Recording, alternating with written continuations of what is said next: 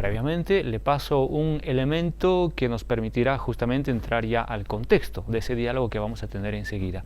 Me apoyo en esta imagen para comentarle que hace más o menos, yo diría un poco más de una semana, se ha aprobado el Decreto Supremo 4232, que en su artículo único dice: de manera excepcional se autoriza al Comité Nacional de Bioseguridad establecer procedimientos abreviados para la evaluación del maíz, caña de azúcar, algodón, trigo y soya genéticamente modificados y en sus diferentes eventos destinados al abastecimiento del consumo interno y comercialización externa. De este tema vamos a conversar con Miguel Ángel Crespo, él es el director ejecutivo de Probioma, Productividad, Biosfera y Medio Ambiente. En principio le voy a dar la más cordial bienvenida. Gracias por acompañarnos. Muy buenas noches. Bienvenido. Buenas noches, Cristian. Un gusto hablar con ustedes y dispuesto a aclarar varias preguntas y dudas acerca de la aprobación de este decreto. Bueno, ha surgido un debate muy intenso sobre este tema. Por un lado está el gobierno que dice promover la tecnología a favor del agro. Por otro lado, surgen otras voces que dicen más bien que es necesario abrogar este decreto que está en cuestión. Al hablar de tecnología, en realidad tendría que aplicar yo la palabra más propia, es biotecnología. Bueno, ¿cómo han recibido ustedes esta disposición legal? Adelante, por favor, le estamos escuchando. Bueno, en primer lugar, aclarar que el gobierno está manejando mal el discurso. Primero, que habla de que estamos en contra de la biotecnología. Nadie está en contra de la biotecnología. O sea, ahí se nota que hay una especie de querer confundir a la opinión pública. La biotecnología se hace desde hace 4000 años antes de Cristo, cuando los asirios y sumerios fabricaban vinos, quesos, etc. Eso es biotecnología de primera generación. Lo mismo es la biotecnología que se usa en el charque, por ejemplo, que es biotecnología, el chuño es biotecnología. O sea, eso es biotecnología, y la biotecnología es una ciencia que abarca muchos aspectos, y una parte de la biotecnología es la ingeniería genética, y una parte de la ingeniería genética es la manipulación o la transgénesis. El control biológico también es biotecnología. Entonces, cuando el gobierno habla y quienes promueven esto dicen que la biotecnología va a desarrollar al país y quieren encubrir en ese concepto el tema de los transgénicos, están queriendo confundir a la gente de muy mala fe. Y eso no es así, no se puede aceptar eso. Hay que decirlo con nombre y apellido. Es los transgénicos. En ese sentido creo que es bueno aclarar. Primera cosa. Segunda cosa, el segundo aspecto.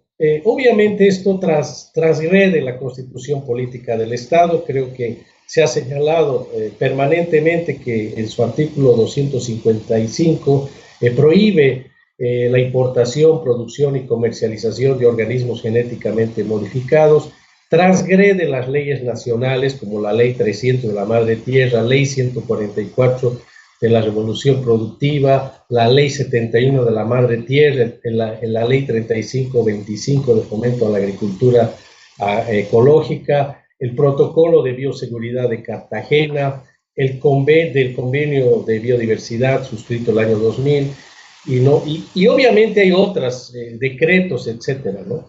Ese es en el aspecto legal.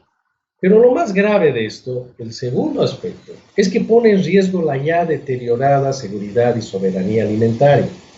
Por ejemplo, nosotros sabemos que desde hace 16 años se ha introducido la soya transgénica en Bolivia, y que esta soya transgénica no ha elevado los rendimientos que han prometido quienes han promovido esto. La soya convencional, antes de la introducción de la soya transgénica, producía inclusive hasta 2.5 toneladas por hectárea. Después de que se introduce la soya transgénica, baja ese rendimiento a 1.8, a 1.5 y se recupera, pero nunca pasó el rendimiento que se tenía antes de la introducción de la soya transgénica.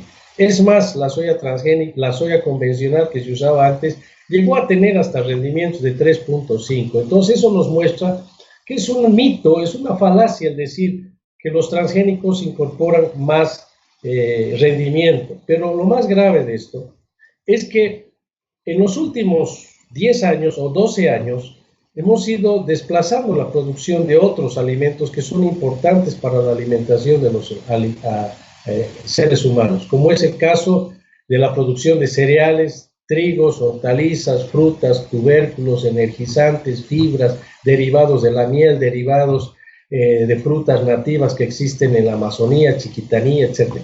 Para precisar, la producción de cereales ha disminuido de 51 a 37%. Éramos antes autosuficientes, hace más de 20 años en trigo, ahora estamos importando trigo. Y eso ha disminuido de 51 a 37%. Tubérculos y raíces, un país tan rico como el nuestro en tubérculos, centro de origen junto con el Perú, de 17 a 6%. Frutales de 7 a 4%. Hortalizas de 6 a 4%. Forrajes de 8 a 4%.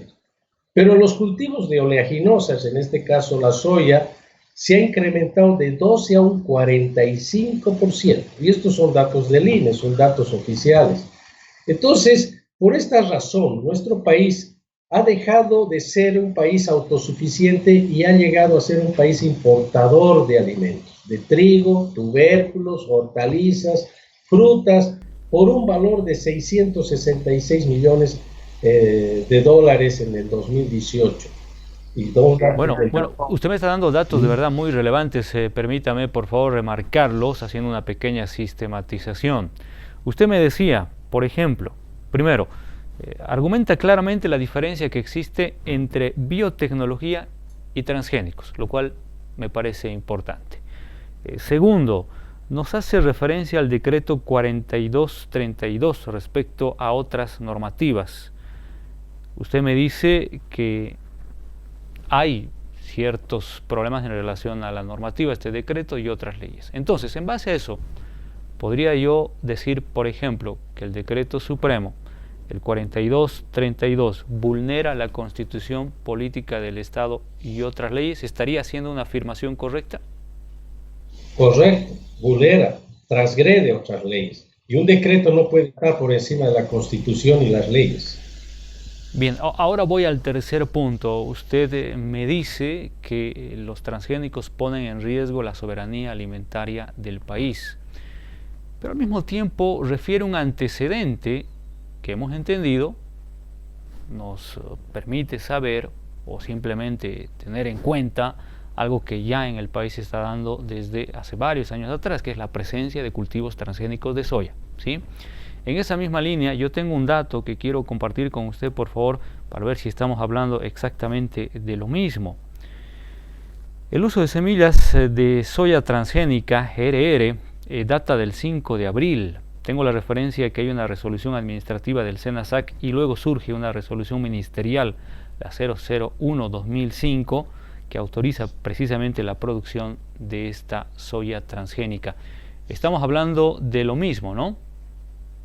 Correcto, es el mismo dato y es la misma soya que se introdució. 16 años que tenemos soya transgénica y ahí están los resultados, son evidencias, eso no es cuento, no es especulación.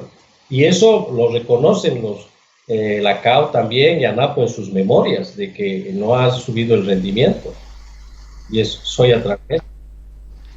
Bueno, y a propósito de datos, ¿no? A propósito de datos de la CAO, de la ANAPO, tengo yo un dato informativo que me gustaría compartir con usted, cuya fuente es el gerente del Instituto Boliviano de Comercio Exterior. Don Gary Rodríguez se ha referido sobre este tema de la siguiente manera, y me parece muy interesante poder comentárselo. A ver, él decía, por ejemplo, hay que velar por la salud de la población, sí, pero también hay que velar por la salud de la economía. Pero además, él confirma la presencia de soya transgénica en el país hace varios años atrás, ¿no? Ya habíamos encontrado el punto del 2005, ¿no? Ahora, pero además agrega lo siguiente y dice, hay productos como el camote, el plátano, el maní, entre otros, que también son transgénicos, y dice textual, y a nadie le ha hecho daño. ¿Qué me dice sobre esas afirmaciones, por favor, licenciado Crespo? Bueno, esa es una falacia, ¿no? Porque la naturaleza, si bien naturalmente, si vale el término, se realiza un mejoramiento genético, pero es con reinos, o sea, a ver, voy a explicarlo mejor. En la naturaleza hay tres reinos, el reino animal, vegetal y mineral. Y en cada reino obviamente se da esos procesos de cruzamiento. En el caso de por eso se habla de transgénesis, es el transporte de gen de un reino, en este caso animal, al reino vegetal. El camote no es eso, producto de eso. El plátano tampoco. Eso es querer confundir a la gente. Una cosa es hablar del mejoramiento genético y otra cosa es hablar de la transgénesis. El mejoramiento genético es cuando se hace en base a variedades de la misma especie, se va mejorando, es lo que hacen los mejoradores genéticos en maíz, en papa, en frutas, etc. Pero la transgénesis es cuando usted incorpora el gen de una bacteria del reino animal en un cultivo que es del reino vegetal. Entonces, cuando se dice eso, se está pecando de querer confundir a la gente y es como querer sorprender, como que si todos fuéramos ignorantes y pudiésemos creernos ese tipo de cuento, que eso no es cierto, es una falacia. Bueno, entonces con todos estos datos que configuran un cuadro donde parece que hay más desventajas que ventajas al momento de preguntarse si uno debe o no promover el uso de transgénicos, surge un interrogante, ¿no? ¿Quiénes se benefician entonces? ¿Quiénes son los verdaderos beneficiados con estos cultivos? Son las empresas dueñas de las semillas, dueñas de la patente de las semillas y que son también las mismas empresas o sus socios los que son dueños de los agrotóxicos asociados a las mismas. No nos olvidemos que en primer lugar, no hay ninguna semilla que tenga un gen que le incremente el rendimiento. Eso no existe. Las semillas que nos están mostrando y todas las semillas que se han ido produciendo en los diferentes eventos que se han dado en el mundo son resistentes a herbicidas y son algunas que tienen resistencia a insectos porque tienen incorporado un gen de una bacteria que en este caso es el Bacillus thuringiensis. Estas semillas vienen asociadas a su paquete tecnológico. Por eso la soya que incorporaron en 2005 era resistente al glifosato. Esta soya, la HB4 y la intacta que pretenden introducir en Bolivia, es resistente al glifosato y al glufosinato de amonio, que es otro herbicida. ¿Por qué se está dando esto? Porque en nuestro país, y voy a hablar con números y datos, porque es mejor hablarlo con ejemplos, en Bolivia, la soya transgénica, a raíz de su incorporación, ha ido generando resistencia de malezas. Esa es la naturaleza que se defiende. Y en Bolivia existen 9 malezas resistentes al glifosato. Es decir, que por más que usted ponga la soya, le aplique el glifosato, igual la maleza sigue resistiendo. Hay malezas, variedades de amarantos, etcétera, lo que le llaman el chiori, lo que le llaman la soja, o sea, es ese tipo, la soca, mejor dicho, que son malezas resistentes en Bolivia. Son 9 malezas. Algunos agrónomos me han dicho que eso no es cierto, que son 12 malezas, peor todavía. Y por esa razón los productores aplican glifosato y le aplican paraquat y le aplican 2,4-D, es decir, otros herbicidas de complemento. Entonces, en realidad es mayor el gasto que se tiene y no se soluciona el problema. Con la incorporación de este otro herbicida, que es el glufosinato de amonio, que es mucho más tóxico que el glifosato, se pretende acabar con las malezas que existen y que se han vuelto resistentes. ¿Y esto qué supone? En el fondo supone que con el glifosato que se usaba en la soya transgénica hasta hoy, que se está usando, se aplican aproximadamente entre 3,5 a 4 litros o kilos por hectárea. Con esta otra soya se va a aplicar hasta 7 litros o kilos por hectárea, y eso está ya corroborado en los países donde se ha autorizado de manera condicionada, como en el caso de la Argentina, del Brasil y Estados Unidos. Y están esperando que los chinos autoricen para recién liberarla comercialmente. Y los chinos ya se han tomado 10 años en estudiar esto y los argentinos, brasileños y estadounidenses 5 años. Y a nosotros nos quieren, como se dice, introducir prácticamente en 1 o 2 años queriendo hacer una homologación. Y eso no se puede. Al haber firmado Bolivia ese protocolo de Cartagena, no se puede hacer ningún tipo de homologación porque eso es forzar la naturaleza. No se puede hacer ni se debe hacer.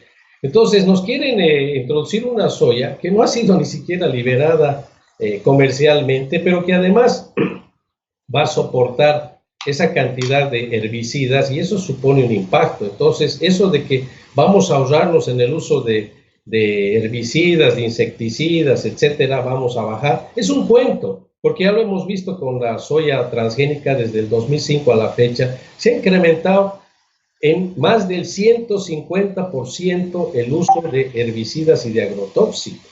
Antes se usaban 17 kilos por hectárea y ahora se usan 48 kilos por hectárea. Fuentes oficiales.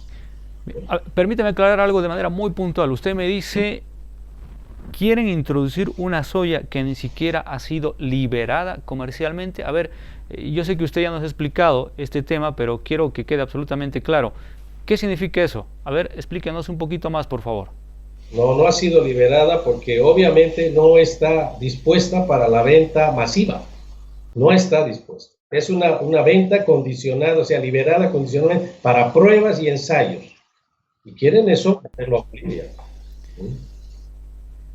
Es decir, en términos simples, introducir una soya que no ha sido liberada comercialmente podría implicar de manera objetiva un riesgo para la salud.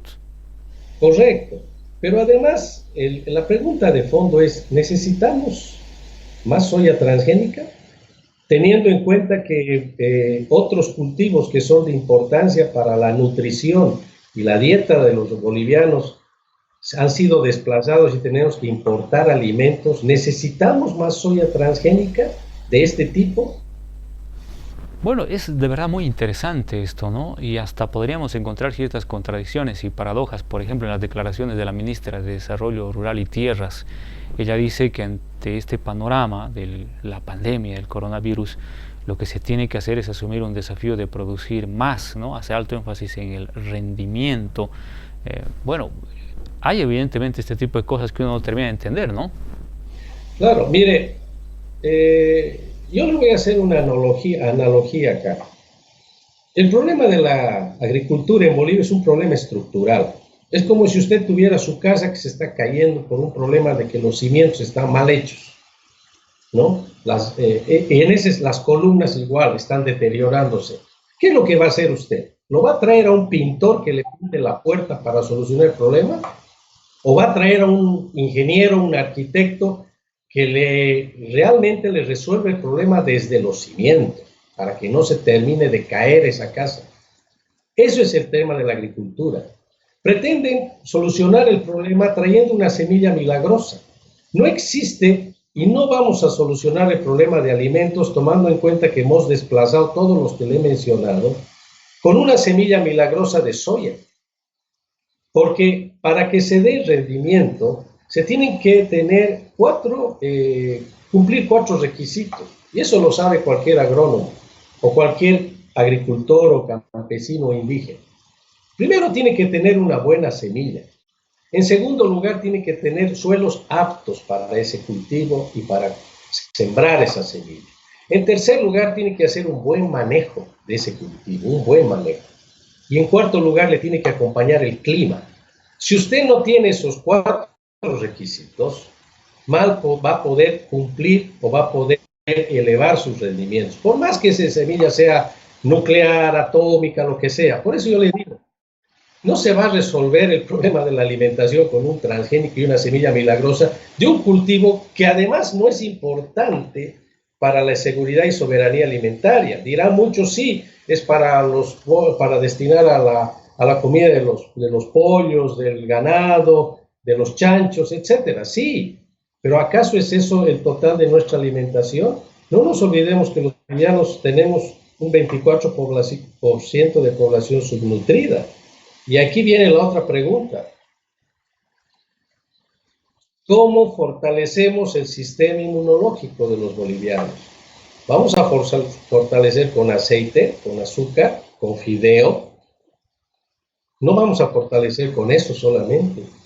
Fundamentalmente, los médicos y todo el mundo está sugiriendo, recomendando que la única forma de enfrentar pandemias, epidemias, es con un sistema inmunológico fuerte. Y eso está basado en hortalizas, energizantes, verduras, frutas, vitamina C, etcétera, etcétera. Bueno, y solo para complementar el tema del decreto supremo 4232, además de la soya incluye otros productos, ¿no? Como por ejemplo el maíz, azúcar, trigo. De este conjunto que plantea este decreto, ¿cuál es el más relevante en nuestro contexto en el país? Mire, ¿sabe cuál es el más relevante? Es el maíz. Bolivia es centro de origen secundario del maíz. El maíz es no solamente un patrimonio genético, porque nosotros nos hemos alimentado del maíz desde tiempos inmemoriales. Es más, la Sociedad de Arqueólogos de La Paz han hecho estudios y tienen documentos en el que demostraron que el maíz que encontraron en los sitios arqueológicos, en las pampas de Mojos, en todo el altiplano, en la zona de Tiahuanaco y el lago y en el Chaco, datan de más de 7.000 años de antigüedad. Es decir, que desde esas épocas ya se usaba, se sembraba el maíz y se lo usaba en los rituales y en la alimentación. Y Bolivia tiene diversas variedades de maíz para el consumo humano. ¿Se imagina lo que va a pasar al introducir una soya, aunque ya lo han introducido, mejor dicho, un maíz transgénico, que es un maíz duro que sirve para el ganado? Va a ser un desastre ambiental, productivo, y va a afectar a la seguridad y soberanía alimentaria. Yo he escuchado hablar que dicen que habría que zonificar, que sobre el maíz transgénico en el oriente, etcétera. Es como decir que el coronavirus solo tiene que estar en Santa Cruz y no va a pasar por decreto a Cochabamba. Eso no existe. O sea, estamos siempre transportando semillas, granos de aquí a allá. Aquí en Santa Cruz se busca mucho el maíz para el mote, etcétera. O sea, eso va a significar un grave impacto y eso está prohibido hasta por la Constitución. Es una tremenda irresponsabilidad querer introducir el maíz transgénico. A lo que yo voy es que podemos mejorar el rendimiento de cualquiera de las variedades que están hablando en este decreto, pero eso se hace con mejoramiento genético. En nuestro país hay mejoradores genetistas, desde los propios campesinos hasta ingenieros que se han formado en las universidades.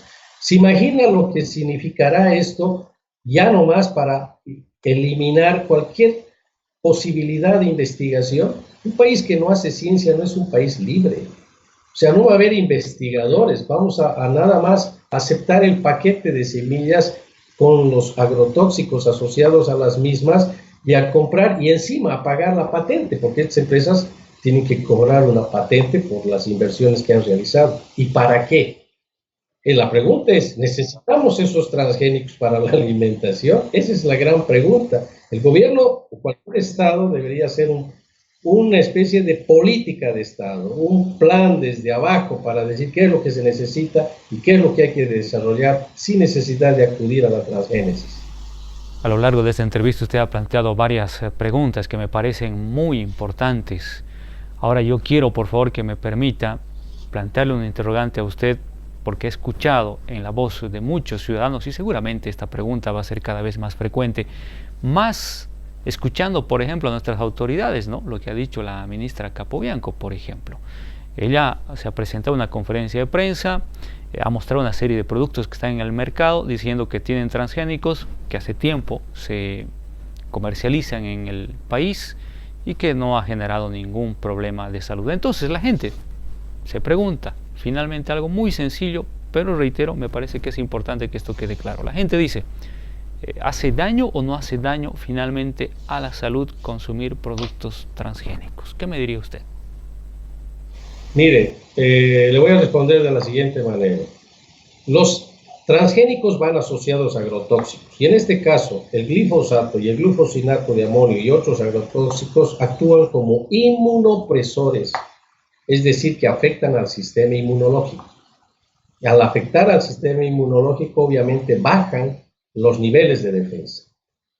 La proteína de la soya transgénica, no de la soya no transgénica, es decir, la que se usaba antes, tenía entre un 46 a 47%, mejor dicho, de proteína. Esta, la que actualmente es transgénica, tiene entre 36 y 37% de proteína. Es decir, que casi tiene una proteína muy baja con referencia a la que es no transgénica. Entonces, todos esos alimentos que se venden en los supermercados, etcétera, y que son propiedad y marcas de 10 empresas que facturan más de 400.000 millones de dólares al año, no las tenemos que comer, siendo un país tan rico en biodiversidad y recursos genéticos, porque lo que está haciendo, obviamente, la ministra es mostrar que hay eso, y eso es lo que ha liquidado la seguridad y soberanía alimentaria, las industrias. Si nosotros fuéramos capaces de industrializar lo que tenemos, estaríamos como el Perú, que en 9 años ha subido de 2.000 a 7.000 millones de dólares sus exportaciones. ¿Y qué ha exportado? Ha exportado transgénicos. Perú prohíbe el uso de transgénicos. Y ha exportado frutas, palta, café, banano, etcétera, etcétera. ¿Por qué no podemos hacer lo mismo si hay excelentes experiencias? Llenemos los supermercados con productos nacionales. Pero además hay una cosa que la ministra no ha mostrado. Y es que muchos de esos productos deberían llevar el etiquetado de que dice que es transgénico, porque hay una ley que dice, y nunca han hecho cumplir desde el anterior gobierno, y este otro no lo hace cumplir, para darle opción al consumidor, que en definitiva es el que manda, en definir qué es lo que quiere comprar, de lo que viene de afuera con transgénico, o quiere promover más bien y consumir lo suyo, que no es con transgénico. Eso es cuidar la seguridad de los consumidores. Y eso es salvaguardar la soberanía alimentaria de un país. Eso es un deber del Estado. Es un derecho que tenemos los bolivianos de acceder a una alimentación sana, pero es una obligación del Estado. Bueno, le agradezco de verdad, ha sido muy amable, un gusto poder conversar con usted. Primera oportunidad, vamos a tratar de que se repita este diálogo porque es de los temas más importantes, ¿no? Está generando además muchísima repercusión. Miguel Ángel Crespo, gracias por la gentileza nuevamente. Muy amable. Muchas gracias.